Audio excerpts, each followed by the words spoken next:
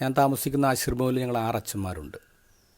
ആശീർഭവൻ നൽകുന്ന സന്തോഷങ്ങളൊന്നാണ് ഞങ്ങളുടെ ഒരുമിച്ചിരുന്നുള്ള ഭക്ഷണം കഴിക്കൽ. പലർക്കും പല കമ്മിറ്റ്മെൻറ്റ്സുകളുണ്ട്, എപ്പോഴും എല്ലാവരും എത്തണമെന്നില്ല.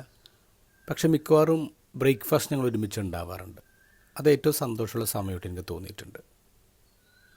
ഒരു ദിവസം ഒരു അച്ഛനായിട്ട് എനിക്കിത്തിരി പ്രോബ്ലം ഉണ്ടായി. എൻ്റെ തെറ്റാണെന്ന് എനിക്ക് വ്യക്തമായിട്ട് അറിയാം. അത് അച്ഛനെ നന്നായിട്ട് ഹേർട്ട് ചെയ്യുമെന്നറിയാം. അപ്പോൾ ഞാൻ ബോധപൂർവ്വം വൈകി വരും, അല്ലെങ്കിൽ ബ്രേക്ക്ഫാസ്റ്റ് സ്കിപ്പ് ചെയ്യും.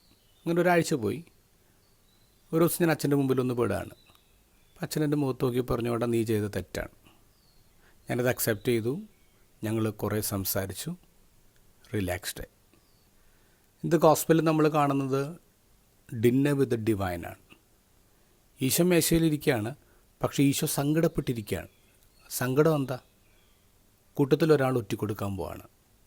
അങ്ങനെ ഒരു സംഭവം ഉണ്ടായിട്ട് ഒന്നും അറിയാത്ത മാതിരിയല്ലേ ഈശോ ഇരിക്കുന്നത്. ഈശോ അത് പ്രകടിപ്പിക്കുകയാണ്. ഈശോ അത് വ്യക്തമായിട്ട് തുറന്ന് പറയാണ്, "നിങ്ങളൊരുവൻ എന്നെ ഒറ്റിക്കൊടുക്കും." മറ്റു 11 ശിഷ്യന്മാരുടെ ഈശോയുടെ കൂടെയുണ്ട്. അതിലൊരാൾ ഈശോയുടെ ചങ്കിലേക്ക് ചാരിക്കിടപ്പുണ്ട്. പക്ഷേ ഈശോ കാണുന്നത് എന്താ? പാപത്തിൽ ചാരിക്കിടക്കുന്നവനെയാണ്.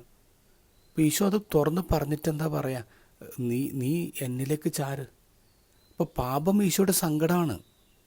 ഈശോ അത് നമ്മളോട് പറയുന്നുണ്ട്, എൻ്റെ സങ്കടമാണ് പാപം.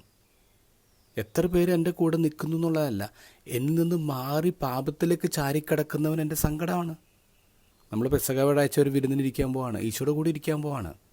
അപ്പോൾ നമ്മൾ ചിന്തിക്കേണ്ടത് എത്ര പേര് കുമ്പസാരിച്ചൊരുങ്ങി ഈശോയിലേക്ക് ചാരിക്കിടക്കുന്നുണ്ടെന്നുള്ളതല്ല, ഈശോയെ സങ്കടപ്പെടുത്തുന്ന പാപത്തിലേക്ക് ചാരിക്കിടക്കുന്ന ആരെങ്കിലും ഉണ്ടോ? ഈശോക്കൊരു പ്രോമിസ് കൊടുക്കാം നമുക്ക്. എന്താണെന്നറിയാമോ? ഈശോ നിൻ്റെ കൂടെ വിരുന്നിനിരിക്കുമ്പോൾ പാപത്തിലേക്ക് ചാരിക്കിടക്കുന്ന ആ ഒരാൾ, അത് ഞാനാവില്ല. പ്രോമിസ്.